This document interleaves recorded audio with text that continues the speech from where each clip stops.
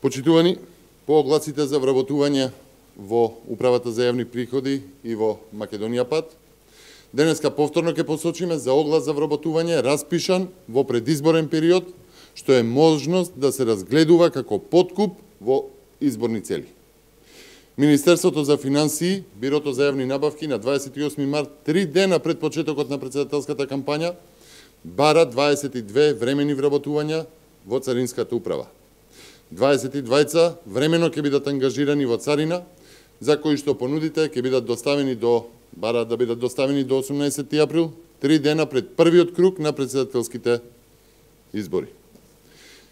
Еве понудата во пари тешка над 2 милиони 203.000 денари, но во етичка и уште повеќе во правна смисла многу потешка.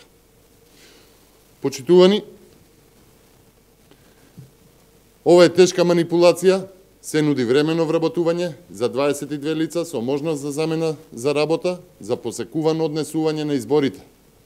Ова се нови 22 кои со претходно објавените 44 значат веќе 66 семејства за кои што објавивме дека се врши класичен подкуп во изборни цели.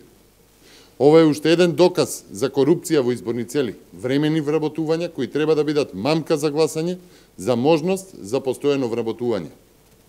Почитувани, од моментот кога се распишани изборите, секој вакво вработување, секој оглас е криминогено однесување со една единствена цел. Дури и овие ангажирања да се согласно годишните планови. Многу интересно, што е тоа толку итно во УЈП, во Македонија Пат или во Царина, што не можело да се одложи за барем еден месец или пак да се завршало пред месец или два.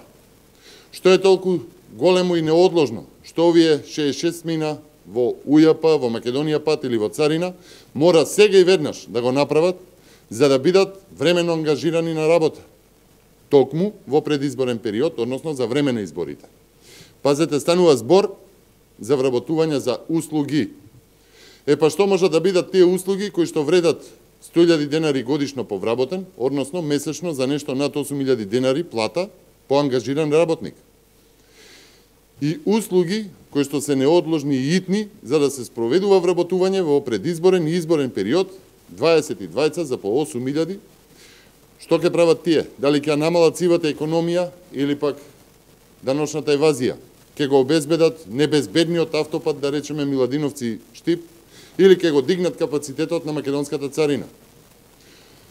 Одговорот на овие прашања, почитувани, е дека станува збор за корупција во изборни цели, станува збор за криминал.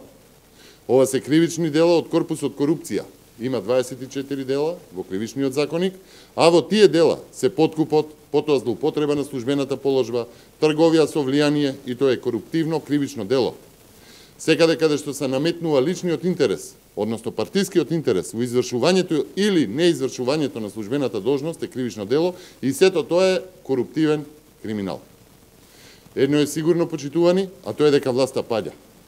Додека преговара за закон за јавно-обвинителскиот систем, влегува во нови изборни криминогени коруптивни дела.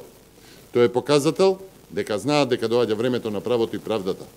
ВМРО ДПМН нема да дозволи трговија со правото и правдата, трговија со демократијата. Ви благодарам. Повелете прашања?